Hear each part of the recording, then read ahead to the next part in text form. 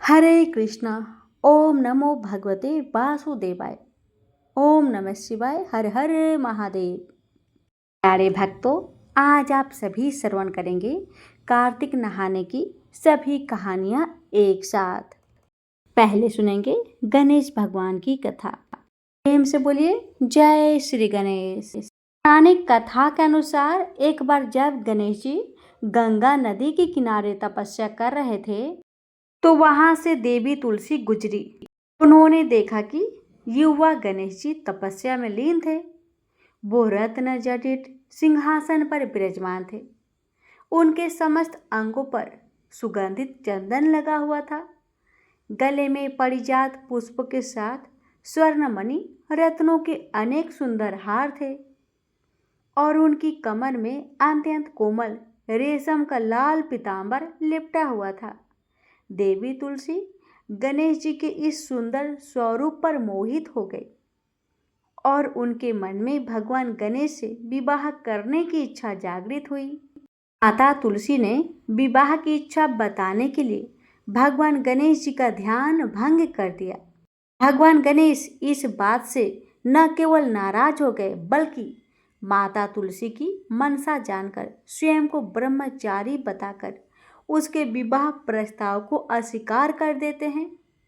विवाह प्रस्ताव ठुकराने पर तुलसी जी नाराज हो गई और उन्होंने गणेश जी को श्राप दे दिया कि उनकी एक नहीं बल्कि दो विवाह होगी। यही कारण है कि आज भगवान गणेश की दो पत्नियां हैं, रिद्धि और सिद्धि। लेकिन तुलसी माता के श्राप देने पर गणेश जी गुस्सा हो गए और उन्होंने भी तुलसी को श्राप दे दिया कि तुम्हारा विवाह एक असुर से होगा। एक राक्षस की पत्नी होने का श्राप सुनकर माता तुलसी डर गई और उन्होंने तुरंत गणेश जी से माफी मांगी। तब गणेश जी ने तुलसी से कहा कि तुम्हारा विवाह शंखचूड़ राक्षस से होगा। शंखचूड़ दैत्यराज दंभ का पुत्र था।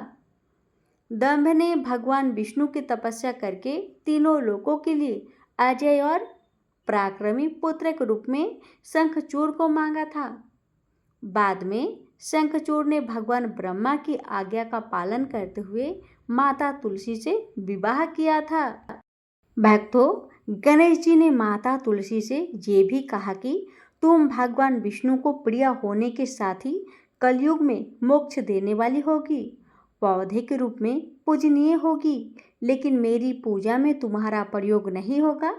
भगवान विष्णु को माता तुलसी अत्यंत प्रिय है, तो तुलसी के बिना उनकी पूजा अधूरी मानी जाती है। लेकिन मान्यता है कि तब से ही भगवान श्री गणेश जी की पूजा में तुलसी चढ़ाना वर्जित माना गया है। तो प्रेम से बोलिए जय श्री गणेश, तुलसी मैया की जय। अब सुनेंगे धरती माता की कहानी। तो बहुत समय पहले की बात है। किसी गांव में एक ब्राह्मणी रहती थी। वह बहुत धार्मिक महिला थी। वह ब्राह्मणी जिस गांव में रहती थी, उस गांव के सभी लोग उस ब्राह्मणी की बहुत सम्मान करते थे। कोई भी उस ब्राह्मणी के शरण में आता, कोई भी मदद लेकर आता, वह हमेशा सबकी मदद किया करती थी। मन ही मन भगवान का स्मरण किया करती थी। भगवान की सेवा पूजा व जरूरतमंदों की सेवा ही उसका परम धर्म था। भक्तों, आप सभी तो जानते ही हैं, जिसका जन्म होता है उसका मृत्यु भी होगा। ये बात तो सत्य है। उसी प्रकार ब्राह्मणी भी समय के साथ बूढ़ी हो गई और उसके प्राण पेखरू उड़ गए। हे भक्तों, जब उसके प्राण पेखरू उड़ गए तो उसकी आत्मा जाकर यमदूत से कहने लगी कि मुझे बैकुंठ का रास्ता बता दो। स्वर्ग से एक दूत आया और बोला, ब्राह्मणी, आपको क्या चाहिए? वो बोली, मुझे बैकुंठ का रास्ता बता दो। आगे आगे दूत और पीछे पीछे ब्राह्मणी मंदिर तक गई। ब्राह्मणी बहुत धार्मिक महिला थी। उसने बहुत दान पुण्य कर रखा था। उसे विश्वास था कि उसके लिए बैकुंठ का रास्ता अवश्य खुलेगा।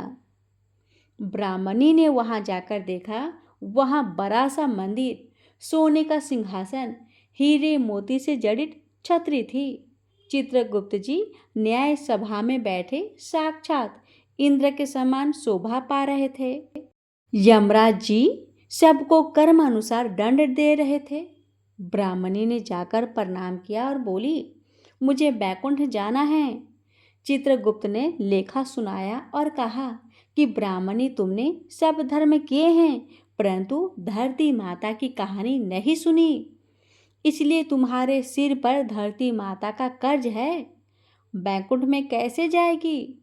ब्राह्मणी बोली, धरती माता की कहानी के क्या नियम हैं? चित्रगुप्त जी बोले, कोई 1 साल, कोई 6 महीने, कोई 7 दिन ही सुने, पर धरती माता की कहानी अवश्य सुने, फिर उसका उद्यापन कर दे। धरती माता की कहानी सुनने से जाने अनजाने किए गए पाप कर्मों को धरती माता हर लेती है। स्वर्गलोक में धर्म को ही स्थान प्राप्त है, जहाँ पाप के लिए कोई जगह नहीं है। धरती माता की कहानी पीपल के पेड़ के नीचे बैठकर सुननी चाहिए।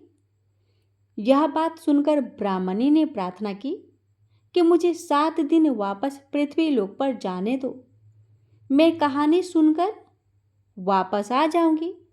चित्रगुप्त जी ने उसका लेखा जोखा देखकर 7 दिन के लिए पृथ्वी पर भेज दिया। ब्राह्मणी जीवित हो गई। ब्राह्मणी ने अपने परिवार वालों से कहा कि मैं 7 दिन के लिए धरती माता की कहानी सुनने के लिए वापस आई हूँ। इस कथा को सुनने से बड़ा पुण्य मिलता है। उसने पीपल के पेड़ के नीचे बैठकर परिवार के साथ 7 दिन तक धरती माता की कहानी सुनी। 7 दिन पूरे होने पर वापस धर्मराज जी की बुलावा आया और ब्राह्मणी को बैकुंठ में श्री हरि के चरणों में स्थान प्राप्त हुआ। जो कोई भी धरती माता की कहानी सुनता है, मृत्यु के समय सभी पाप कर्म धरती माता हर लेती है। वह प्राणी को बैकुंठ में स्थान प्राप्त होता है। प्रेम से बोलिए धरती माता की जय। अब सुनेंगे पोपा बाई की कथा। एक गांव में एक पोपा बाई नाम की एक कन्या रहती थी। जब वह 5 साल की थी तभी से वह नियम से धर्मराज भगवान की व्रत की कथा सुनती थी और व्रत भी करती थी। एक दिन उसने अपने भाई व भाभी से कहा कि मैं कभी भी शादी नहीं करूंगी। अब मैं अपना समय भगवान की पूजा अर्चना में ही बितानी चाहती हूँ। इसलिए मेरा आप सभी से निवेदन है कि मेरे लिए गांव से बाहर एक झोपड़ी बनवा दो और गांव में सबको कह देना कि वह अपनी गाय और बछड़े को मेरे यहाँ ही घास फूस चरने को भेज दे। मैं उन गाय बछड़ों की अच्छे से देखभाल करूंगी। उसके बदले में गांव वाले मुझे जो भी खाना देना चाहते हैं दे सकते हैं। एक दिन नगर का राजा शिकार खेलने जंगल में आ गया और गांव के बाहर जंगल के पास बनी झोपड़ी को देखकर रुक गया और सोचा, इस जंगल में सुनसान झोपड़ी में कौन रह सकता है? कोई है भी या नहीं, जाकर पता लगाना पड़ेगा। ये सोचकर राजा झोपड़ी के पास गया और उसने आवाज लगाई कि झोपड़ी के अंदर कौन है? लेकिन भीतर से कोई आवाज न आया। जब आवाज न आया तो राजा ने सोचा, अब दरवाजा खटखटा कर देख लेते हैं कि आखिर अंदर है तो कौन। राजा को मालूम पड़ा कि अंदर कोई है तो वह लगातार दरवाजा को खटखटाता रह गया। तब पोपा बाई उठी और गुस्से में बोली, कौन हो तुम जो बार बार मेरे दरवाजा को खटखटा रहे हो? क्यों आवाज लगा रहे हो? राजा ने कहा कि मैं यहाँ का राजा हूँ और तुम्हारे साथ विवाह करना चाहता हूँ। पोपा बाई ने कहा कि जहाँ से आए हो वहीं चले जाओ, मैं किसी पराये आदमी का मुंह भी नहीं देखना चाहती, ना कभी देखती हूँ। अब तो राजा क्रोध में आकर दरवाजा को तोड़ दिया और पोपा बाई की एक बात ना सुनी। उसने जबरदस्ती पोपा बाई को उठाकर ले गया। तब पोपा बाई ने राजा को श्राप दिया कि तुम्हारा सारा राजपाट नष्ट हो जाएगा। हे भक्तों, जब राजा महल में आ गया तो अपनी अन्य रानियों से सारी बात बताई। तब रानियों ने राजा से अनुरोध किया कि पोपा बाई को वहीं वापस छोड़ आइए जहां से आपने लाया है। राजा जब पोपा बाई को वापस झोपड़ी में छोड़ने जाने लगा तो रास्ते में पाप की नदी आई जिसमें राजा डूब गया। कुछ समय बाद पोपा बाई मृत्यु के बाद धर्मराज जी के यहाँ पहुंची और धर्मराज जी ने उन्हें स्वर्ग का राज दे दिया। अब भक्त तो होता है ये कि एक बार एक सेठ व सेठानी की मृत्यु हो जाती है और मृत्यु के बाद वो लोग स्वर्गलोक में आते हैं।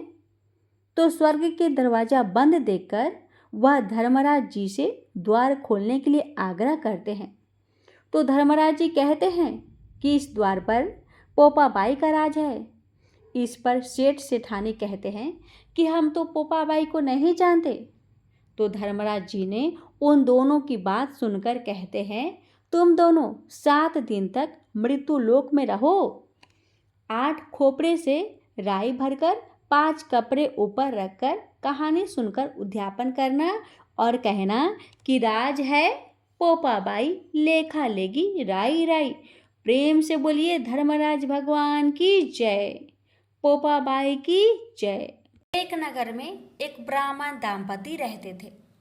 वे दोनों प्रतिदिन 7 कोस दूर गंगा और यमुना नदी में स्नान करने जाते थे। इतनी दूर आने जाने से ब्राह्मण की पत्नी थक जाती थी। एक दिन उसने अपने पति से कहा कि हमारा एक पुत्र होता तो कितना अच्छा रहता।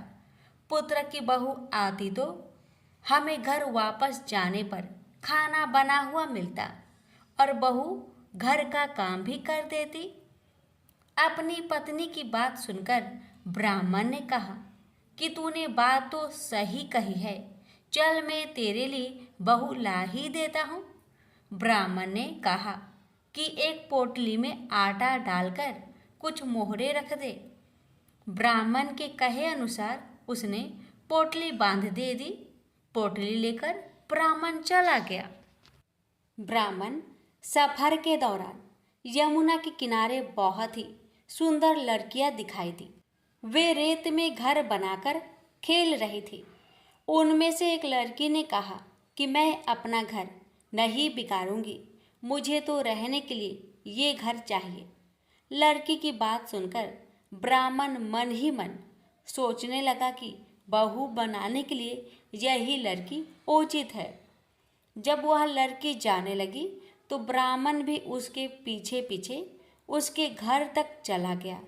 वहां जाकर ब्राह्मण ने उस लड़की से कहा, बेटी, कार्तिक मास चल रहा है, इसलिए मैं किसी के घर खाना नहीं खाता।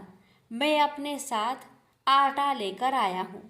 तुम अपनी माता से पूछो कि क्या वह मेरे लिए आटा छानकर 4 रोटी बना देगी। यदि वह मेरा आटा छानकर रोटी बनाएगी तो ही मैं रोटी खा लूँगा। लड़की ने जाकर अपनी माँ को ये सारी बात बताई। माँ ने कहा, उचित है, जाकर ब्राह्मण देव से कह दो कि वह अपना आटा दे दे, मैं रोटी बना दूंगी। जब वह आटा छानने लगी तो आटे में से मोहरे निकली। वह सोचने लगी कि जिसके आटे में इतनी मोहरे है उसके घर में कितनी मोहरे होगी। जब ब्राह्मण खाना खाने बैठा तो लड़की की माँ ने उस ब्राह्मण से पूछा, क्या आपका कोई लड़का है और क्या आप उस लड़के की सगाई करने जा रहे हो? यह सुनकर ब्राह्मण ने कहा कि मेरा लड़का तो काशी में पढ़ने गया हुआ है, लेकिन यदि तुम कहो तो खांड कटोरे से विवाह करके तेरी बेटी को अपने साथ ले जाऊं। लड़की की माँ ने कहा, ठीक है ब्राह्मण देव। इस पर लड़की की माँ ने लड़की की खांड कटोरे से शादी करके ब्राह्मण के साथ भेज दिया। ब्राह्मण ने घर आकर कहा, रामू की माँ, दरवाजा खोल और देख, मैं तेरे लिए बहू लेकर आया हूँ। ब्राह्मण की पत्नी भीतर से ही बोली, हमारे तो कोई बेटा बेटी नहीं है, तो बहू कहाँ से आई? दुनिया ताने मारती थी, अब आप भी मारने लगे। ब्राह्मण ने कहा, तू दरवाजा खोल कर तो देख। जब ब्राह्मणी ने दरवाजा खोला तो सामने बहू को खड़ी देखा। उसने बहू का स्वागत किया और आदर सत्कार से अंदर ले गई। अब जब ब्राह्मण अपनी पत्नी के साथ नदी स्नान करने जाता तो पीछे से बहू घर का सारा काम करके और खाना बनाकर रखती थी। वह उनके कपड़े धोती और रात को हाथ पैर भी दबाती थी। इस तरह बहुत दिन बीत गए। ब्राह्मणी ने अपनी बहू से कहा कि बहू, कभी भी चूल्हे की आग मत बुझने देना और मटके का पानी खत्म मत होने देना। परंतु एक दिन चूल्हे की आग बुझ गई। यह देखकर बहू घबरा गई और भागी भागी अपनी पड़ोसन के पास गई और कहा कि मेरे चूल्हे की आग बुझ गई है, मुझे थोड़ी आग चाहिए। मेरे सास ससुर सुबह 5 बजे से गए हुए हैं, वह थके हुए घर आएंगे, इसलिए मुझे उनके लिए खाना बनाना है। यह सुनकर पड़ोसन ने कहा कि तू तो बावली है, तुझे यह दोनों मिलकर पागल बना रहे हैं। इनके कोई पुत्र नहीं है, ये निसंतान है। बहू ने कहा, नहीं, ऐसा मत बोलो, इनका बेटा तो बनारस काशी में पढ़ने गया हुआ है। इस पर पड़ोसन ने कहा कि यह तुझे झूठ बोलकर लाए हैं, मेरी बात सच मान, इनके कोई बेटा नहीं है। अब बहू पड़ोसन की बातों में आ गई और कहने लगी कि अब आप ही बताओ मैं क्या करूं। पड़ोसन ने कहा कि करना क्या है, जब तुम्हारे सास ससुर आए तो जली हुई रोटियां बनाकर देना और बिना नमक की दाल बनाकर देना। खीर की कलछी दाल में और दाल की कलछी खीर में डाल देना। पड़ोसन ने उसे अच्छे से सिखा पढ़ा दिया। फिर जब उसके सास ससुर घर आए तो उसने ना तो उनका आदर सत्कार किया, ना ही उनके कपड़े धोए। जब उसने सास ससुर को खाना दिया तो सास बोली, बहू, आज यह रोटियां जली हुई क्यों हैं और दाल भी आलूनी है। तब बहू ने पलटकर कहा कि एक दिन ऐसा खाना खा लोगे तो कुछ बिगड़ नहीं जाएगा तुम्हारा। सास ससुर को खरी खोटी सुनाकर वह फिर से पड़ोसन के पास गई और बोली कि अब आगे क्या करना है। पड़ोसन ने कहा कि अब तुम सातों कोठों की चाबी मांग लेना। अगले दिन जब भी स्नान करने के लिए जाने लगी तो बहू अड़ गई कि मुझे तो सातों कोठों की चाबी चाहिए। तब ससुर ने कहा कि इसे चाबी दे दो। तब सास ने बहू को चाबी दे दी। सास ससुर के जाने के बाद जब बहू ने दरवाजे खोले तो देखा कि किसी में अन्न भरा है, किसी में धन भरा है और किसी कोठे में बर्तन पड़े हैं। जब उसने सबसे ऊपर का 7वां कोठा खोला तो देखा कि शिव जी, पार्वती माता, गणेश जी, लक्ष्मी माता, पीपल पथवारी, कार्तिक के ठाकुर, राई दामोदर, तुलसी जी का बिरवा, गंगा यमुना और 33 कोटि देवी देवता विराजमान है।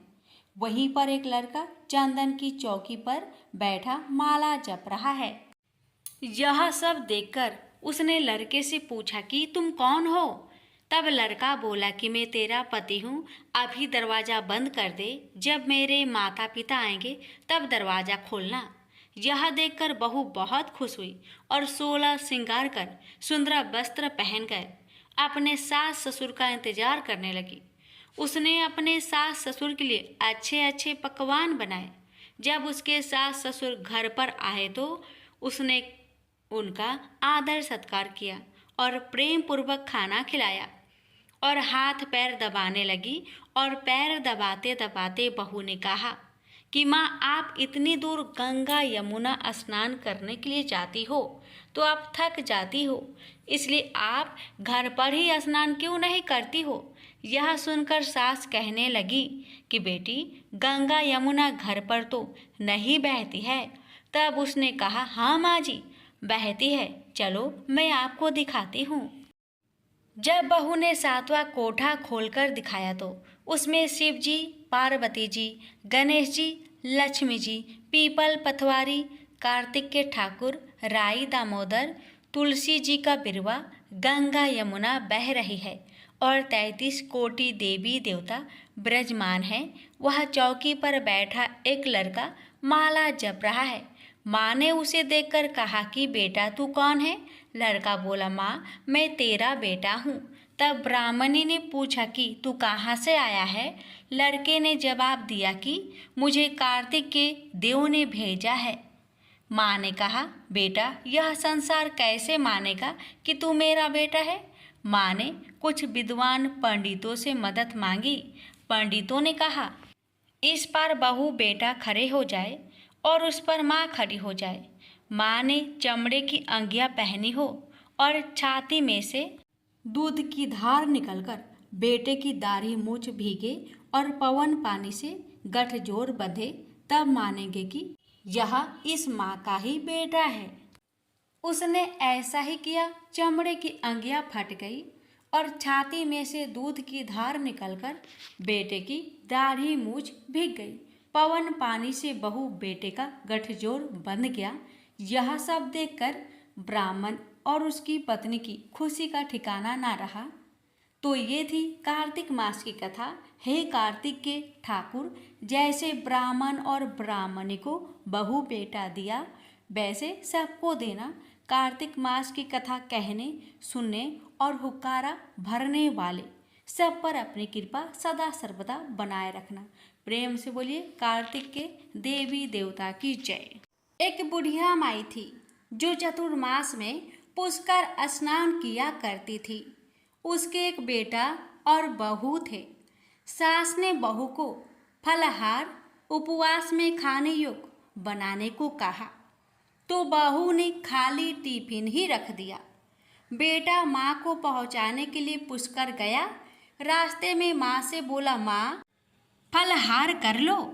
जहाँ पानी मिला वहीं फलहार करने बैठ गई, तो भगवान की कृपा से खाली टिफिन फलों से भर गया। माँ ने फलहार कर लिया।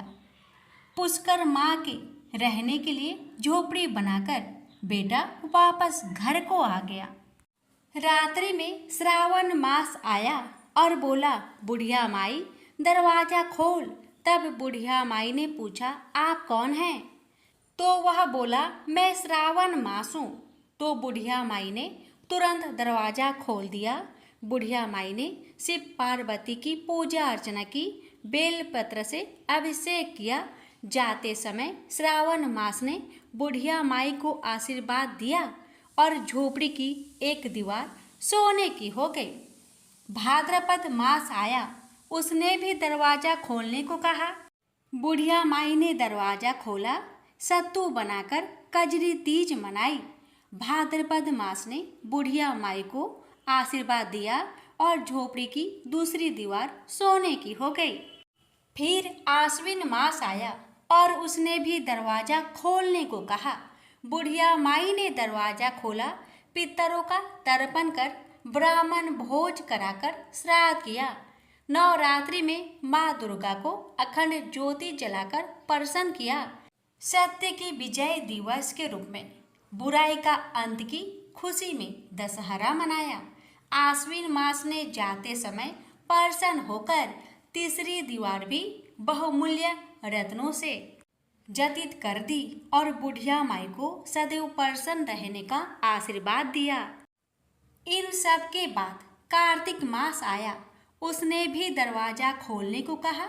बुढ़िया माई ने दरवाजा खोला, अति प्रसन्न मन से कार्तिक स्नान किया, दीप दान कर दीपावली, गोवर्धन पूजा, भैया दूज, गोपाष्टमी, आंवला नवमी मनाई। कार्तिक मास ने जाते समय आशीर्वाद दिया और झोपड़ी के स्थान पर महल बना दिया। बुढ़िया माई गरीबों की सेवा कर भजन कीर्तन में अपना समय व्यतीत करने लगी। बेटा अपनी माँ को लेने आया तो माँ और झोपड़ी को पहचान ना सका, तो पड़ोसियों से पूछा, उन्होंने बताया। तो बेटा माँ के चरणों में गिरकर बोला, माँ घर चलो। सारे सामान के साथ घर ले आया। सासू माँ के ठाठ देखकर बहू के मन में लालच आ गया और उसने अपनी माँ को भी पुष्कर छोड़कर आने को कहा। उसका पति अपनी सास को भी पुष्कर छोड़ आया, परंतु बहू की माँ धर्म कर्म में बिल्कुल रुचि नहीं रखती थी। वह 4 समय भोजन करती और दिन भर सोती रहती थी। 4 मास आए और चले गए। जाते समय झोपड़ी गिर गई और बहू की माँ गधी की योनि में चली गई। क्योंकि औरत लक्ष्मी का रूप है और लक्ष्मी की तरह चंचल होना चाहिए। भगवान की पूजा और अतिथि का सम्मान और दान पुण्य करना चाहिए। बहू ने कहा, अब माँ को ले आओ। जब जामाई सास को लेने गया तो कहीं ना मिली। लोगों से पूछने पर लोगों ने बताया कि तेरी सास धर्म कर्म कुछ ना करती थी, खाती थी और सोती थी, जिससे वह गधी योनि में चली गई है। जमाई गधी योनि सास को बांध कर ले आया। उसकी पत्नी ने पूछा, मेरी माँ कहाँ है? तब पति ने कहा, तेरे लालच की वजह से तेरी माँ गधी योनि में आ गई। बड़े बड़े विद्वानों, ब्राह्मण, ऋषि मुनियों से पूछने पर उन्होंने बताया कि तेरी सास के स्नान किए पानी से स्नान करने पर उसे मनुष्य योनि मिलेगी। तब बहू ने ऐसा ही किया और उसकी माँ पुनः मनुष्य योनि में आ गई। हे राधा दामोदर, भगवान जैसा बुढ़िया माई को दिया, ऐसा आपकी कहानी कहने वाले, सुनने वाले, हुक्कार भरने वाले सभी पर अपनी कृपा सदा सर्वदा बनाए रखना। प्रेम से बोलिए, कार्तिक के सभी देवी देवता की जय। एक समय तरह तरह के फूल फल और सुंदर जड़ी बूटियों से शोभ्यमान कैलाश पर्वत पर विराजमान श्री भगवान शंकर जी से श्री पार्वती जी बोली कि हे जगत के स्वामी, आज मन बहलाव के वास्ते आप और मैं चौपर खेलें। शंकर जी ने कहा कि चौपर के खेल में बेईमानी बहुत होती है और हार जीत का पता नहीं पड़ता है, इसलिए कोई तीसरा आदमी होना चाहिए जो ईमानदारी से फैसला कर सके। महादेव जी के इतना कहते ही पार्वती जी ने अपनी माया से वहाँ एक बालक बनाकर बैठा दिया तथा महादेव जी ने अपने मंत्र के बल से उसमें जान डाल दी। महादेव जी ने उस बालक का नाम अंगद रखा तथा बालक को आदेश दिया कि तुम हम दोनों की हार जीत को बताते रहना। ऐसा कहकर महादेव जी ने चौसर का पासा चलाया और अंगद से पूछा कि बताओ कौन जीता और कौन हारा। तब अंगद ने उत्तर दिया कि महादेव जी आप जीते और पार्वती जी हारी। इसके बाद महादेव जी ने फिर पासा फेंका और अंगद से पूछा इस बार कौन जीता और कौन हारा। इस बार भी अंगद ने वही जवाब दिया कि महादेव जी जीते और पार्वती जी हारी। इसी प्रकार तीसरी बार भी पासा चलाकर महादेव जी ने अंगद से पूछा कि तो इस बार महादेव जी हार गए थे, परंतु अंगद ने विचार किया कि यदि मैं महादेव जी को हारा हुआ बताऊंगा तो वे मुझे श्राप दे देंगे। ऐसा सोचकर अंगद ने फिर वही पुराना रटा रटाया उत्तर दे दिया कि महादेव जी जीते और पार्वती जी हारी। चूंकि इस बार अंगद ने झूठ बोला था तो माता पार्वती ने अंगद को श्राप दे दिया कि तेरे शरीर में कोढ़ हो जाए और तू निर्जन वन में भटकता फिरे। उसी समय अंगद को कोढ़ हो गया और वह भटकता हुआ किसी सुनसान वन में जा पहुंचा। वहां जाकर उसने देखा कि ब्राह्मणी, इंद्राणी आदि देवताओं की स्त्रियां व्रत के निमित्त महादेव जी की पूजा कर रही है। उनको पूजा करते देखकर अंगद ने उनसे पूछा कि आप यहाँ क्या कर रही है। तब उन देवियों ने अंगद को बताया कि हम तो मानसा बाचा नाम से प्रसिद्ध महादेव जी की पूजा कर रहे हैं। यानी कि अपने मन तथा वाणी को बस में करके, अर्थात सभी जगह से मन हटाकर और शिव पार्वती में ही अपना मन लगाकर पूजा कर रही हैं। इसलिए इस व्रत का नाम भी मनसा वाचा व्रत रखा गया है। इसके पश्चात उस बालक अंगद ने पूछा कि इस व्रत के करने से क्या फल होता है। अब उन देवियों ने उत्तर दिया कि इस व्रत को करने से सारी मनोकामनाएं पूर्ण हो जाती है। तब अंगद ने कहा कि मैं भी इस व्रत को करना चाहता हूँ, यदि आप इसकी विधि मुझे बता सके तो आपकी बड़ी कृपा होगी। तब उन देवियों ने अंगद को चावल तथा सुपारी देकर व्रत करने की पूरी विधि विधान बताया कि इस व्रत को श्रावण मास के पहले सोमवार से करना चाहिए। उस दिन कंवारी कन्या से 2.5 पूनी सूत कटवाकर उसका डोरा बनाए। उस डोरे की तथा महादेव जी की पूजा जब तक कार्तिक सुदी चौथ नहीं आए तब तक प्रति सोमवार को करते रहना चाहिए। साथ ही व्रत भी रखना चाहिए। जब कार्तिक सुदी चौथ आए तो उस दिन उद्यापन करना चाहिए। उद्यापन में 1.25 सेर घी, 1.25 सेर गुड़ तथा 4.25 सेर आटा लेकर चूरमा बनाए। इस चूरमे के लड्डू बनाकर उसके 4 समान भाग कर ले। इनमें से एक भाग महादेव जी के चढ़ाए, एक भाग किसी ब्राह्मण या नाथ को दे, एक भाग गाय को दे तथा बाकी बचे भाग स्वयं को भोजन करे। इस व्रत का उद्यापन कोई भी करे, वह चाहे राजा हो या रंक, सबको इतना ही सामान लेना चाहिए। यदि व्रत करने वाला मनुष्य या स्त्री चौथे भाग को पूरा ना खा सके तो पहले से ही उसमें से निकालकर किसी को दे दे। जिस प्रकार की अनंत भगवान का डोरा पहना जाता है, उसी प्रकार जो डोरा बनाया था उसे स्वयं धारण कर ले और उद्यापन के पश्चात उस डोरे को जल में पधरा दे। इस प्रकार अंगद भी प्रति वर्ष मनसा महादेव का व्रत करने लगा। उसके व्रत करते हुए 4 वर्ष हो गए।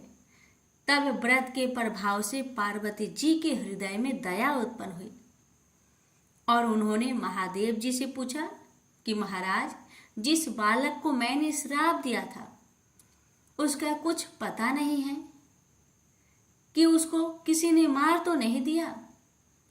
तब तीनों लोगों की सभी बातें प्रत्यक्ष रूप से जानने वाले श्री महादेव जी ने पार्वती जी से कहा कि वह तो जीवित है। इसके पश्चात पार्वती जी ने महादेव जी से कहा, हे नाथ, ऐसा कोई व्रत हो तो बताइए जिससे कि मेरा वह मानसिक पुत्र फिर से मुझे मिल जाए। तब महादेव जी ने कहा कि श्रावण सुदी के पहले सोमवार के दिन कंवारी कन्या से 2.5 पूनी सूत कटवाकर उसका डोरा बनाना और उसे केसर आदि में रंग कर उसमें 4 गांठें देकर सुपारी पर लपेटकर ताम्र पात्र में रखकर उसे शिव रूप मानकर उसकी तथा शिव जी की पूजा करना। कार्तिक सुदी चौथ के दिन इस व्रत का उद्यापन करना, जिसमें 1.25 सेर घी, 1.25 सेर गुड़ और 4.25 सेर आटा लेकर उसका चूरमा बनाना तथा उस चूरमे के 4 भाग करना, जिनमें से एक भाग शिव जी की अर्पण करना, दूसरा भाग ब्राह्मण को देना, तीसरा भाग गाय को तथा चौथा भाग स्वयं भोजन के रूप में ग्रहण करना। सभी को इसी मात्रा में समान लेना चाहिए, न तो समान इससे अधिक होना चाहिए तथा न ही इससे कम। महादेव जी से यह विधि सुनकर पार्वती जी ने भी यह व्रत किया तथा व्रत के प्रभाव से अंगद कोढ़ रहित हो गया और वह अपनी माता के पास बिना बुलाए ही चला गया। उसे आता देखकर पार्वती जी प्रसन्न होकर हंसने लगी। तो अंगद ने पूछा कि हे मातेश्वरी, आप मुझे देखकर हंस क्यों रही हो? तब पार्वती जी ने कहा, हे पुत्र, मैं इस व्रत के प्रभाव को देखकर हंस रही थी। यह तुम्हारे पिताजी का बताया हुआ मनसा वाचा का व्रत है।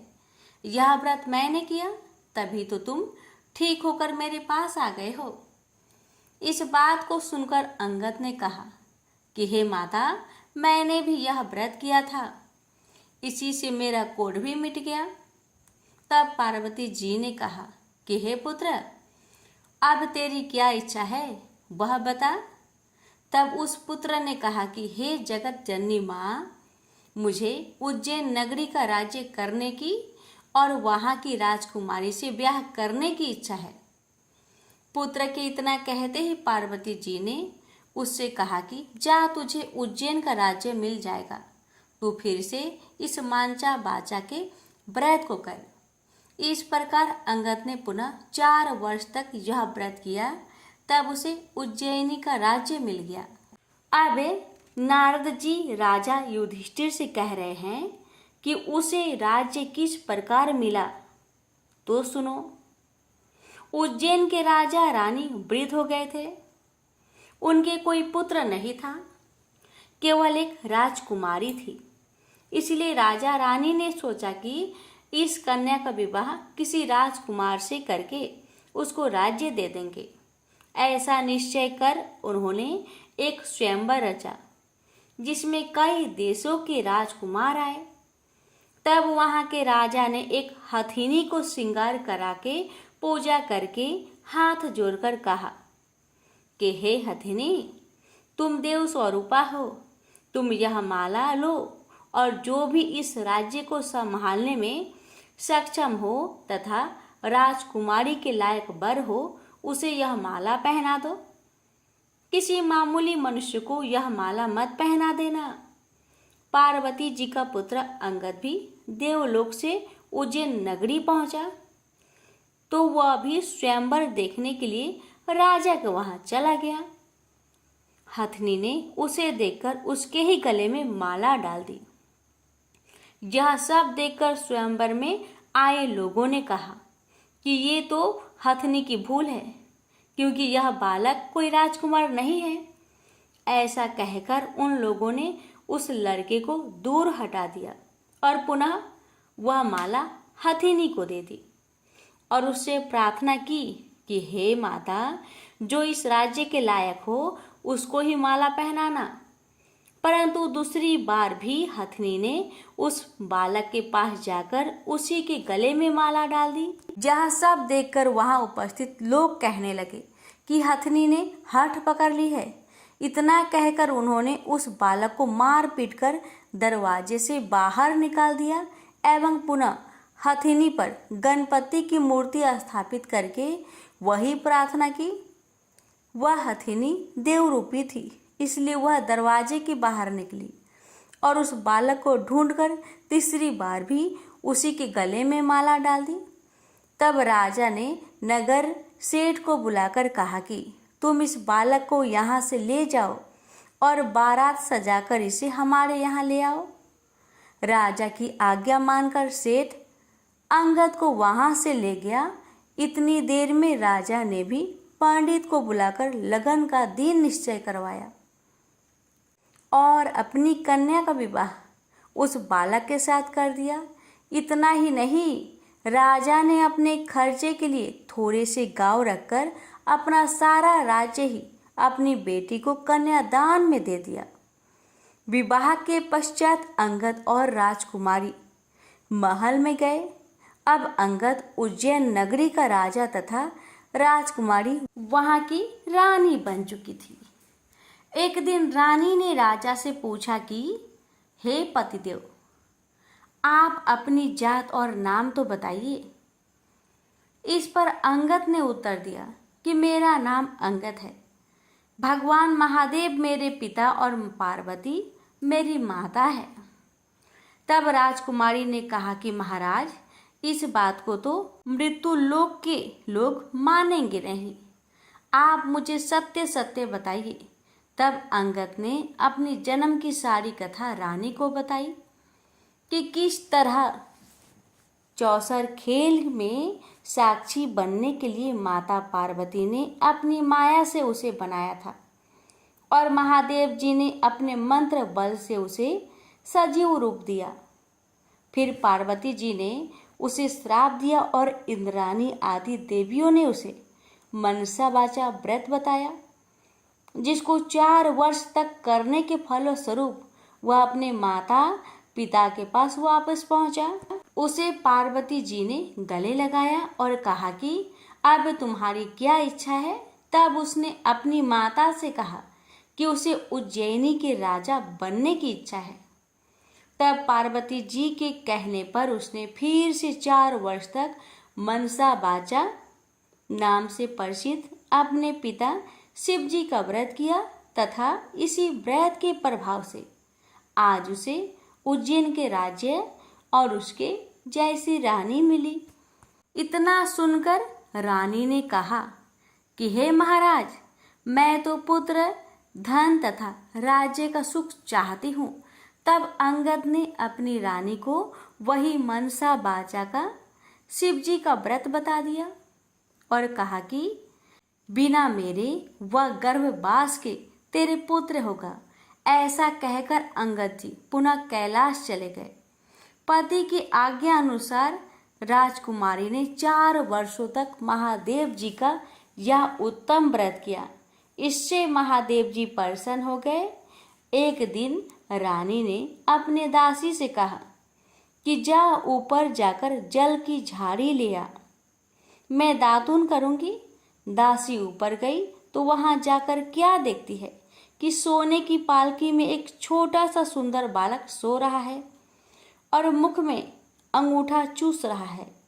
दासी ने रानी को जाकर जब यह बात बताई तो रानी ने तुरंत जाकर बालक को अपनी गोद में उठा लिया और भगवान शंकर जी से प्रार्थना की कि हे प्रभु, यदि आपने मुझे यह बालक दिया है तो मेरे स्तनों में से दूध की धारा भी निकलनी चाहिए। रानी के इतना कहते ही उसके स्तनों में दूध आ गया। इस प्रकार वह बालक बड़ा होने लगा। रानी ने उस बालक का नाम फूलकवर रखा। एक दिन फूलकवर ने अपनी माँ से पूछा कि हे माँ, मेरे पिता कौन हैं और उनका क्या नाम है। तब रानी ने अपने पुत्र से कहा कि तेरे पिता तो अंगद जी है और महादेव जी, पार्वती जी तेरे दादा दादी हैं। तब फूलकवर ने अपनी माता से कहा कि इस बात को तो मृत्यु लोक में कोई नहीं मानेगा। इस पर रानी ने फूलकवर को वही सारी कथा सुनाई जो अंगद जी ने रानी को सुनाई थी और यह भी बताया कि किस तरह से उसका विवाह अंगद जी के साथ हुआ था। परंतु चूंकि अंगद जी की मृत्यु लोक में रहने की अवधि कुछ ही दिन की थी, इसलिए वे तो अपने माता पिता के पास कैलाश चले गए। परंतु उनके बताए हुए व्रत को 4 वर्ष तक करने के पश्चात बिना गर्भवास के ही उसके रानी के पुत्र के रूप में जन्म लिया है। इतना कहकर रानी बोली, अब तुम बताओ कि तुम्हारी क्या इच्छा है। माता के वचन को सुनकर पुत्र ने कहा कि हे माता, मेरी इच्छा चेदी राजा की कन्या से विवाह करने की है, क्योंकि मैंने उसकी प्रशंसा सुनी है। तब रानी ने फूलकवर से कहा कि हे पुत्र, तू भी मनसा वाचा का व्रत कर। इस व्रत के करने वाले के लिए कुछ भी दुर्लभ नहीं है। अब फूलकवर ने भी 4 वर्ष तक व्रत किया। इससे भगवान महादेव प्रसन्न हुए और उन्होंने चेदी राजा को स्वप्न में आदेश दिया कि मेरे कहने से तू अपनी राजकुमारी का विवाह उज्जैन के राजकुमार फूलकवर से कर दे। चेदी राजा ने भगवान शिव जी का कहा मानकर अपनी कन्या का विवाह उज्जैन के राजकुमार से कर दिया। अब वह राजा हो गया। एक दिन वह शिकार खेलने वन में गया। वहां उसके कोई शिकार हाथ नहीं आया और वह भूख प्यास से व्याकुल होकर एक बाग में जाकर आराम करने लगा। इतने में देवयोग से कोई ब्राह्मण वहां आ पहुंचा और उसने राजा को श्रीधरी पंचांग सुनाया कि आज कार्तिक सुदी चौथ है, जो आज मनसा वाचा के व्रत का उद्यापन करने का दिन है। इतना सुनते ही राजा ने ब्राह्मण से कहा कि महाराज, मुझसे तो भूल हो गई, आप हमें अब पूजन करा दे। ब्राह्मण ने पूजा के लिए शहर में रानी को खबर भेजी कि राजा साहब शिकार के लिए यहाँ वन में ठहरे हुए हैं और चूंकि आज कार्तिक सुदी चौथ का उद्यापन करना है, इसलिए 4.25 सेर आटा, 1.25 सेर घी, 1.25 सेर गुड़ का चूरमा बनवा कर मंगवाया है। इस पर रानी ने सोचा कि फौज के कई आदमी भी राजा जी के साथ है, इसलिए इतने से चूरमे से क्या होगा, इसलिए रानी ने गाड़ी भरकर चूरमा भेज दिया, जो कि नियम विरुद्ध था। इतना अधिक प्रसाद होने से महादेव जी क्रोध हो गए और उन्होंने कोप करके राजा को स्वप्न में कहा कि तुम अपनी रानी को निकाल दो, नहीं तो मैं तुम्हारा सारा राज्य नष्ट कर दूंगा। राजा ने प्रमाण के अनुसार दोबारा चूरमा बनवाकर व्रत पूरा किया। महादेव जी के कथन के अनुसार राजा ने रानी को महल से निकलवा दिया। रानी किले से रवाना होकर कुछ दूर चली ही थी कि उन्हें राजा के दीवान मिले। दीवान जी ने रानी से पूछा कि रानी साहिबा, आप कहाँ पधार रही हो? तब रानी ने पूरी बात बता दी। तब दीवान जी ने कहा कि मैं राजा जी को समझाकर राजी कर लूँगा, तब तक आप मेरी हवेली में पधारे। परंतु जैसे ही रानी दीवान जी की हवेली में पहुंची कि दीवान अंधा हो गया। तब दीवान ने हाथ जोड़कर कहा कि रानी जी, आप यहाँ से पधारो। रानी वहाँ से रवाना होकर आगे बढ़ी तो उन्हें नगर सेठ मिल गया। उसने भी यही कहा कि वह राजा साहब को 1-2 दिन में मना लेंगे, तब तक आप हमारे घर पर ही विराजे। रानी नगर सेठ के घर गई तो सेठ की हड्डियां चलने से बंद हो गई और कई उपद्रव होने लगे। अब सेठ ने भी हाथ जोड़कर कहा कि रानी जी, आप यहाँ से पधारे। रानी वहाँ से आगे गई तो उसे राजा जी का कुम्हार मिला। कुम्हार को रानी पर दया आ गई। वह रानी को अपने घर ले गया, पर जैसे ही कुम्हार के घर पर रानी पहुंची ही कि उसका नियाव फूट गया, जिससे सारे बर्तन फूट गए और कुम्हार भी अंधा हो गया। तब कुम्हार ने भी रानी से उसके घर से निकल जाने की प्रार्थना की। आगे जाने पर एक माली मिला और माली ने रानी से पूछा कि आप कहाँ पधार रही हो? तो रानी ने कहा कि राजा साहेब ने मुझे देश निकाला दिया है। इस पर माली को रानी पर दया आ गई और वह रानी को अपने बाग में ले गया और उसने रानी से कहा कि जब तक राजा जी का क्रोध मिटे तब तक आप यहाँ बाग में ही रहो। परंतु रानी के बाग में जाते ही बाग के सारे पेड़ पौधे सूखकर जलने लगे। कुंवारियों का पानी भी सूखने लगा। इतना ही नहीं, माली को भी कम दिखने लगा। तब माली ने भी रानी से वहाँ से चले जाने की विनती की। रानी वहाँ से निकलकर विचार करने लगी कि मुझसे ऐसा क्या पाप हो गया है कि मैं जहाँ भी जाती हूँ वहाँ अनर्थ होने लगता है। ऐसा सोचते सोचते रानी ने देखा कि आगे 2 रास्ते हैं। किसी व्यक्ति से पूछने पर रानी को मालूम हुआ कि एक रास्ता तो 6 महीने का है, जबकि दूसरा केवल 3 दिन का। रानी 3 दिन वाले रास्ते पर चलने लगी। आगे जाने पर उसे शिप्रा नदी मिली। रानी ने दुख के मारे उसमें कूदकर आत्महत्या करनी चाहिए, परंतु जैसे ही वह नदी में कूदी तो नदी सूख गई। वह और आगे चली तो एक पर्वत आया। रानी ने सोचा कि इस पर चढ़कर नीचे कूदकर अपनी जान दे दे। यह सोचकर वह पर्वत पर चढ़ी और जैसे ही नीचे कूदने लगी कि पर्वत जमीन के बराबर हो गया। आगे जाने पर रानी को एक सिंह दिखाई दिया। इस पर रानी ने सोचा कि इस सिंह यानी शेर को मैं अगर छेड़ूं तो शायद यह मुझे खा जाए। यह सोचकर उसने सिंह पर हाथ फेरा तो सिंह पत्थर का हो गया। आगे जाने पर रानी को बड़ा भारी अजगर सांप दिखाई दिया। इस पर रानी ने मरने के लिए उस बड़े सांप को छेड़ा तो सांप रस्सी बन गया। अब रानी थक हार कर और आगे चली तो क्या देखती है कि वहाँ एक बड़ा भारी पीपल का वृक्ष है। उसी वृक्ष के पास एक सुंदर कुआं और एक मंदिर बना हुआ है। वह मंदिर में जाकर मुंह ढककर बैठ गई और ओम नमः शिवाय मंत्र का जाप करने लगी। किस्मत से उस दिन कार्तिक सुदी चौथ का दिन था। मंदिर का पुजारी नाथ सामान लेने गांव गया था। वहां उसको एक कुत्ते ने काट लिया। तब पुजारी नाथ ने विचार किया कि हमारे आश्रम में ऐसा कौन पापी आ पहुंचा है जिसके कारण यह उत्पात हो गया है।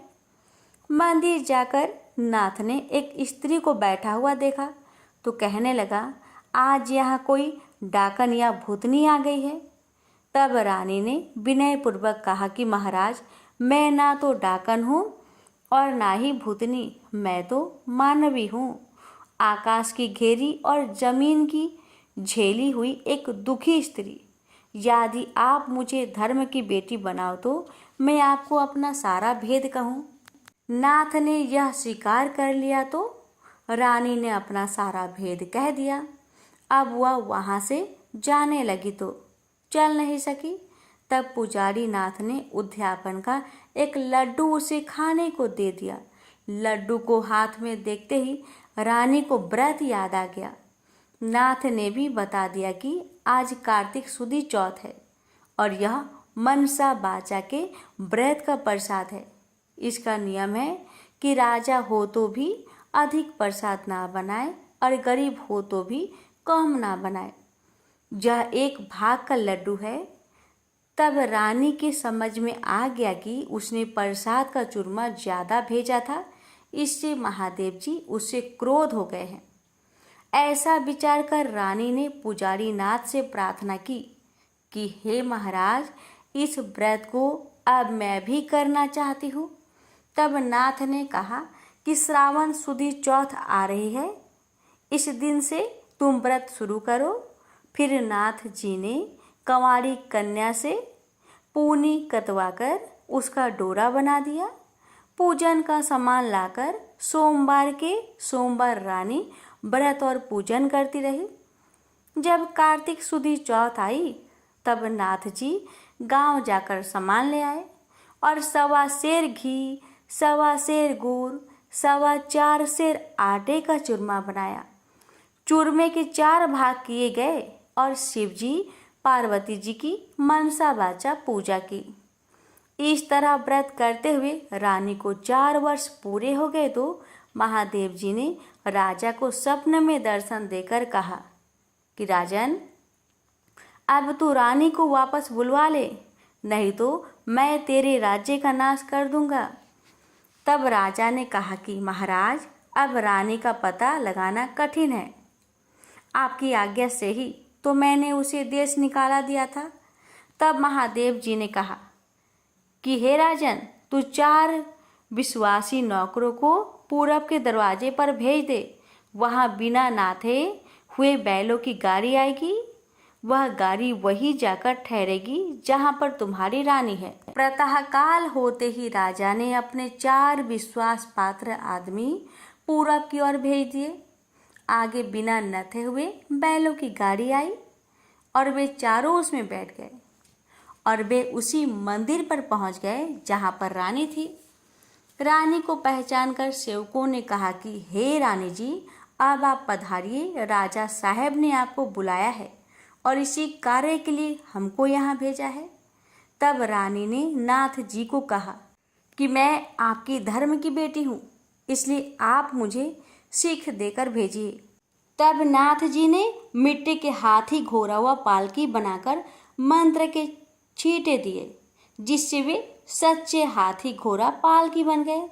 रानी ने नाथ जी से फिर कहा कि हे पिताजी, आते समय रास्ते में मेरे रहने से कई जीवों का नुकसान हो गया था, तो उनका भी उद्धार हो जाना चाहिए, नहीं तो यह पाप भी मुझको ही लगेगा।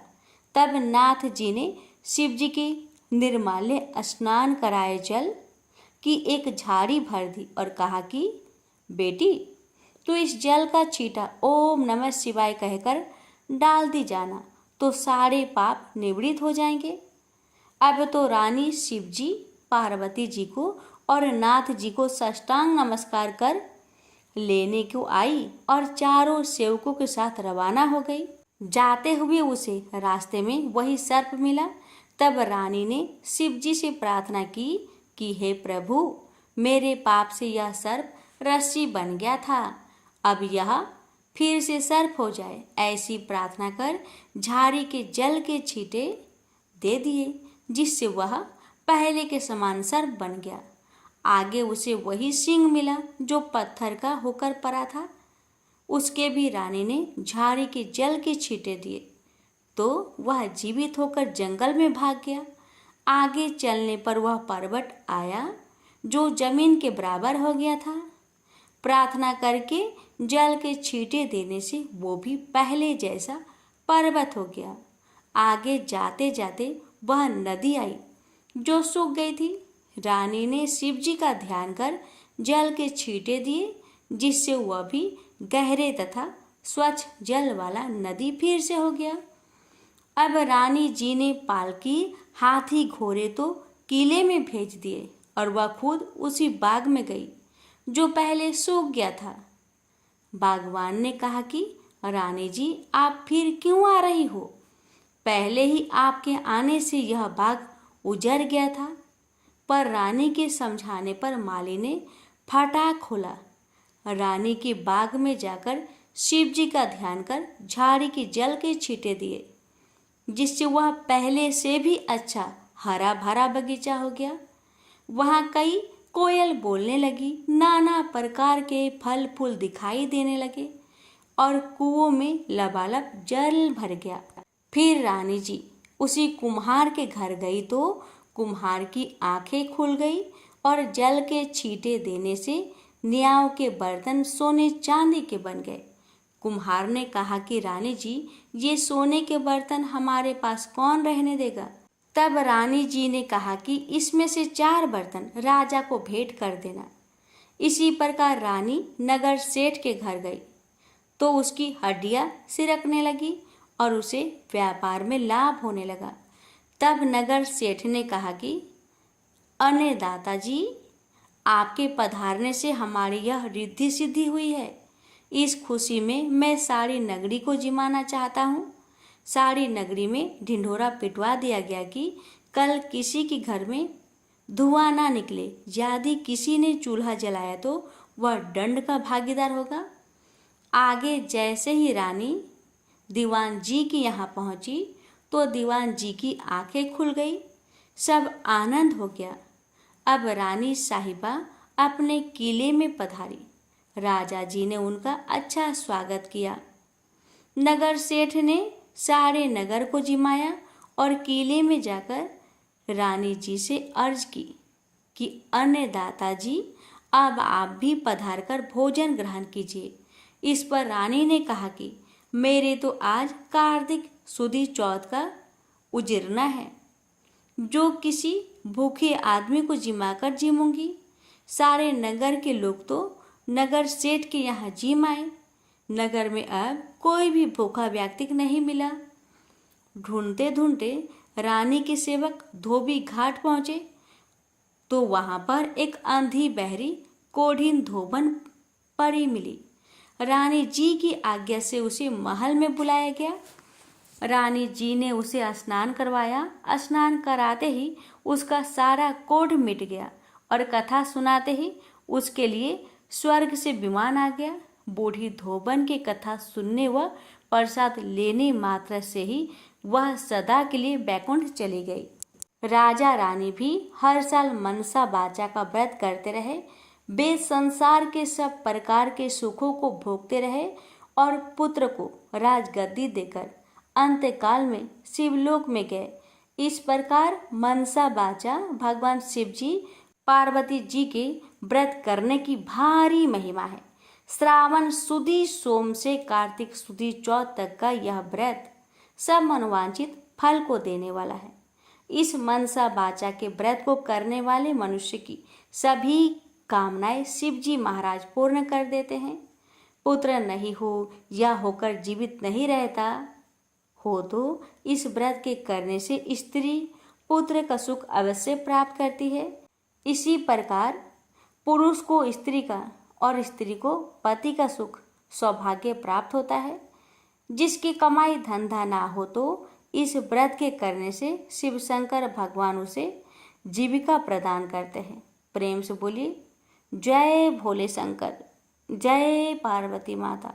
हे भोलेनाथ, यदि कथा कहने या सुनाने में मुझसे मन वचन या कर्म से कोई त्रुटि हो गई हो तो हे त्रिपुरारी कृपया उसे क्षमा करें।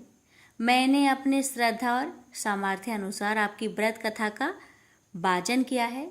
यदि उच्चारण में, शुद्धता में या भावना में कोई कमी रह गई हो तो हे नीलकंठ उसे क्षमा करें। आपकी कृपा सदा मुझ पर बनी रहे और कथा सुनने वाले समस्त भक्तों पर भी आपकी असीम कृपा और आशीर्वाद बना रहे। उसके जीवन में सुख, शांति, आरोग्यता और शिव भक्ति बनी रहे। यही मेरे सच्चे हृदय से प्रार्थना है। हर हर महादेव। ओम नमः शिवाय।